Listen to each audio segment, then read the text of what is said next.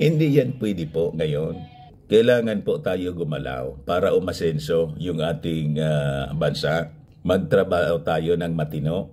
And kailangan nating maging disiplinado. Yun ang mensahe ng bagong Pilipinas. Tulad ng noong panahon.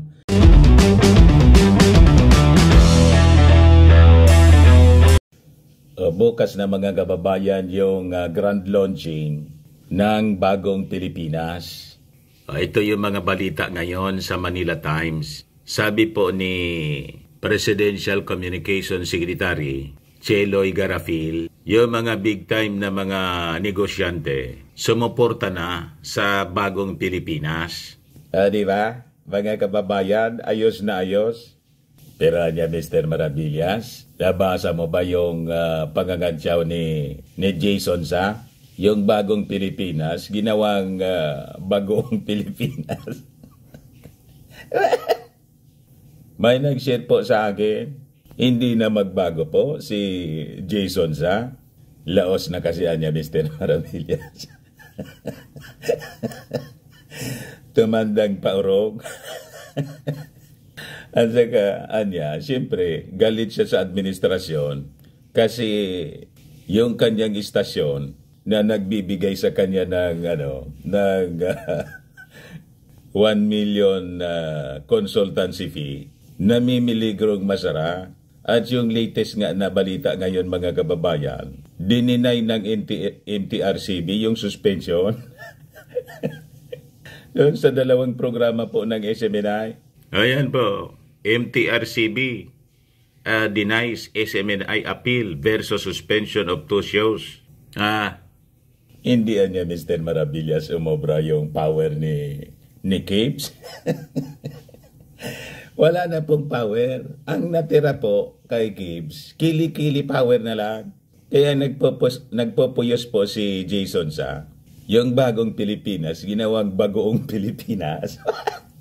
Ito yung post niya. Nangangantyaw po. Yan si Jason sa. Yung bagong Pilipinas niya, Mr. Maravillas, ginawa niyang bagoong Pilipinas. Masarap naman yung bagoong. Diba? Masarap nga po yung bagoong. Iniinsulto niya yung bagong Pilipinas. Kinakantsawan niya. Sa bagay niya, Mr. Maravillas, yung amo niya kasing si Kibs, mahilig sa tahong, fresh tahong. What? Iniimbestigahan po ng Senado dahil sa pagkahilig sa fresh tahong. Mga foreigners pa, mga kababayan yung biktima, Ukrainian. Kaya naman niya Mr. Maravillas, nagpupuyo sa galit si Jason sa. Malamang yun po yung dahilan mga kababayan kaya nangangantyaw. But before ko mga kababayan ibigay sa inyo yung mga balita, click subscribe muna dito sa ating YouTube channel and hit the notification bell para lagi po kayong updated sa mga kaganapan dito sa ating bansa. Like and share na rin po ninyo ng ating video. At huwag na rin po ninyo na skip yung ating mga commercial ads para tuloy-tuloy lang ang pag-unlad ng bagong Pilipinas na ginawang bagoong ni Jason sa.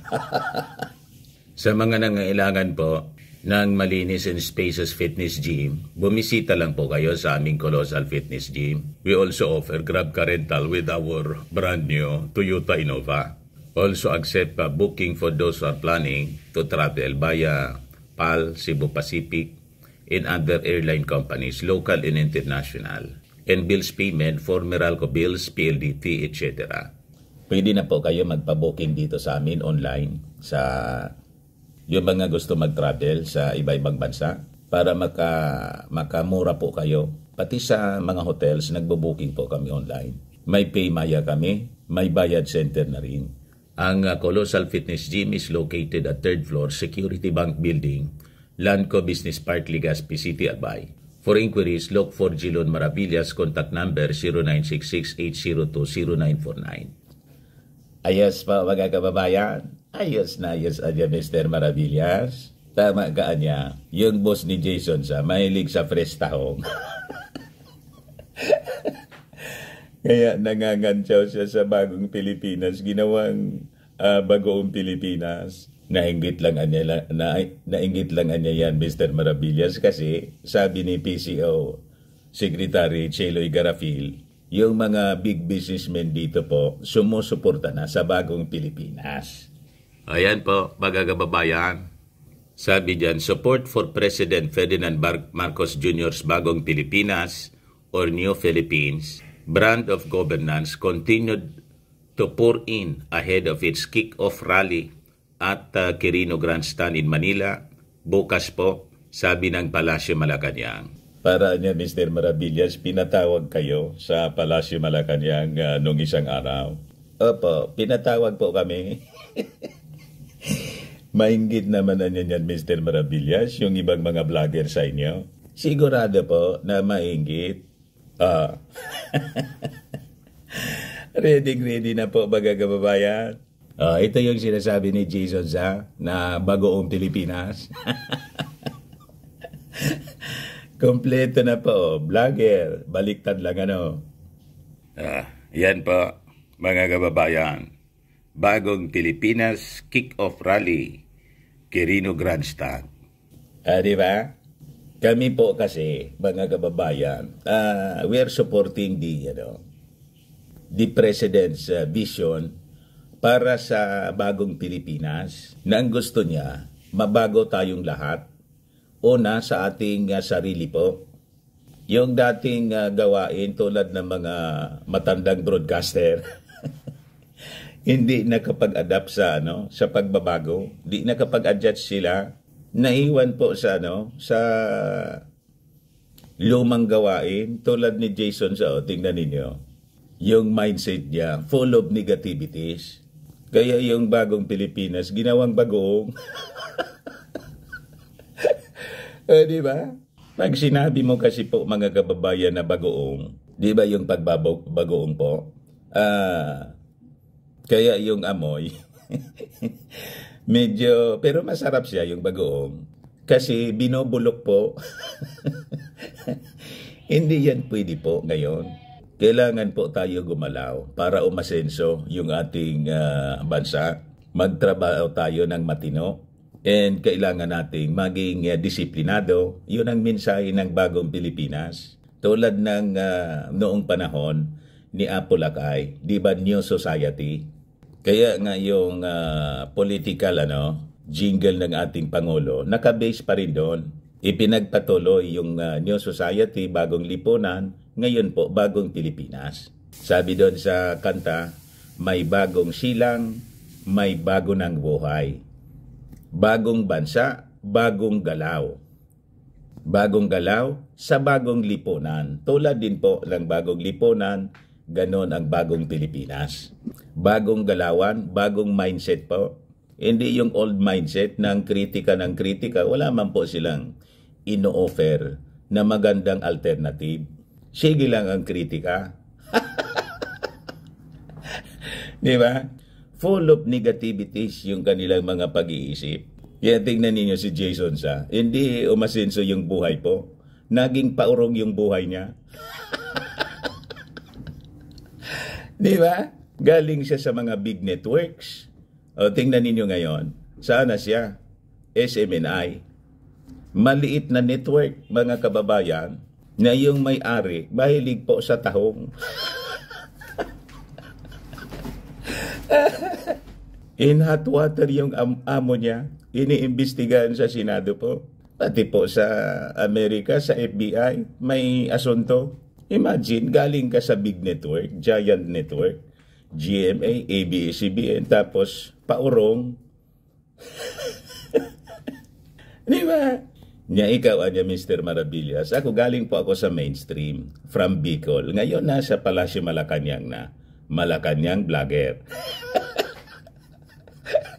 O, di ba? So, hindi paurong. Paabante siya. Iyan ang mindset ng bagong Pilipinas.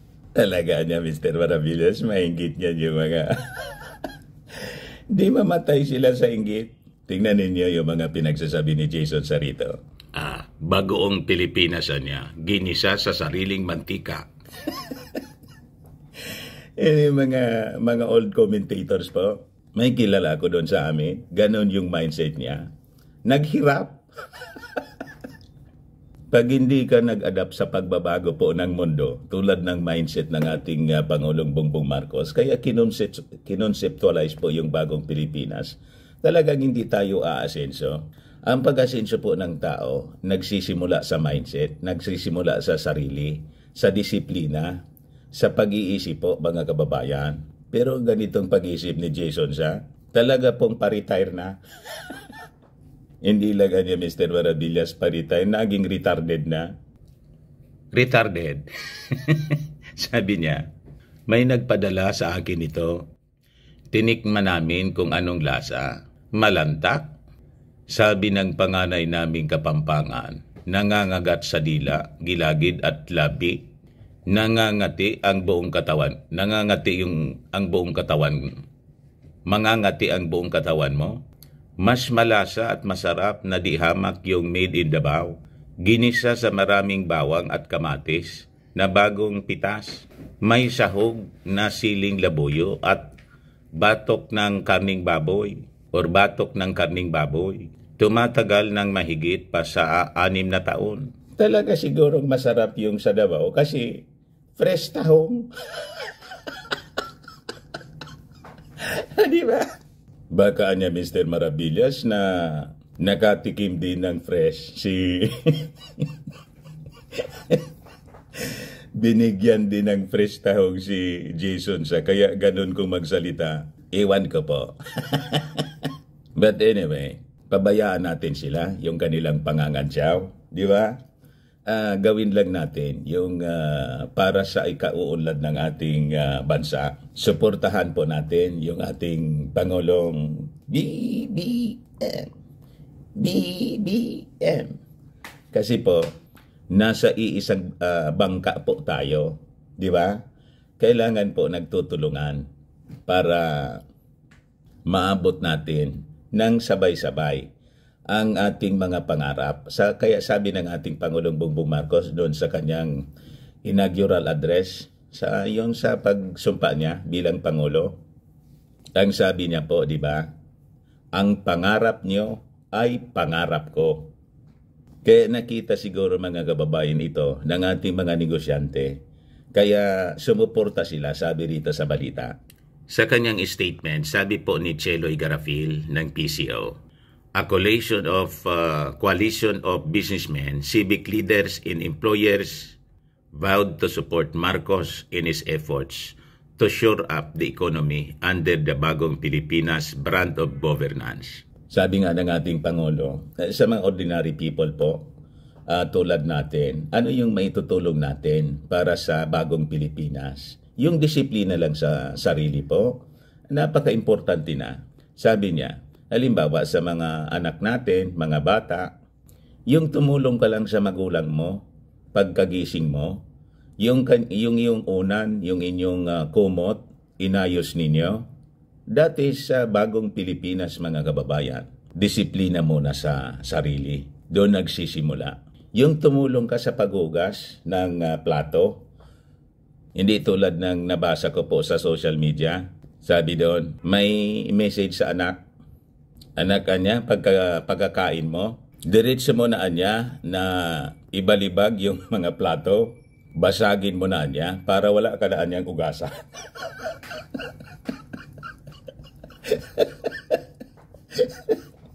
Wala ka na niyang huhugasan pa. Pagkakain mo, ibalibag mo, basagin mo na.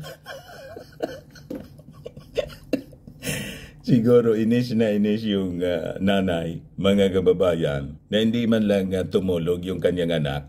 Sige lang ang kain. Kain tulog, lakwat siya. Kaya yung ang message niya, yung umalis yung nanay, may iniwang note sa kanyang anak. Pagkakain mo niya, basagin mo na para wala ka ng ugasan. Yung mga ganyang ugali, yun ang gawin natin pong contribution natin para sa Bagong Pilipinas. Sabi ng ating Pangulong Bongbong, yung mga driver sa limbawa, Huwag dalhin sa init ng ulo. Pag na ta-traffic po tayo, siguro po yung ating Pangulo, nakita niya yung mga nagba-viral video, nag-away-away sa kalsada po dahil sa traffic. Mayroon nga niya na nakapatay dahil lang doon.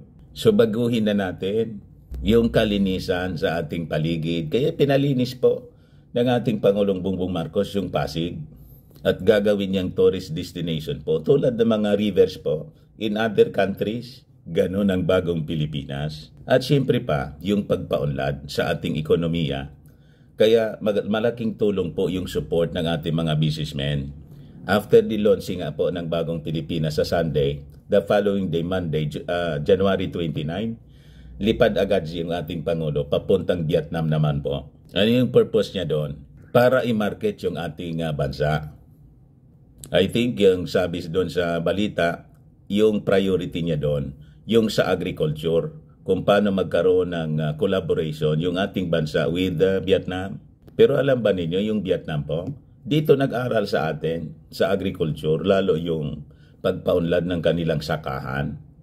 Yung sa International Rice Research Institute natin, dito sila nag-aral. Pero ngayon, mga kababayan, nag-import tayo ng bigas galing sa Vietnam. Yun ang nakakalungkot.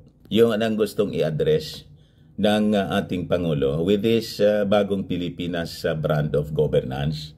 Kaya di pwede yung mga mindset na tulad ni Jason Sapo. Lumang Pilipinas na po yan. Palibasa, ang sinusupport niya, lumang administrasyon, yung nakaraan na, yung administrasyon ni Tukang.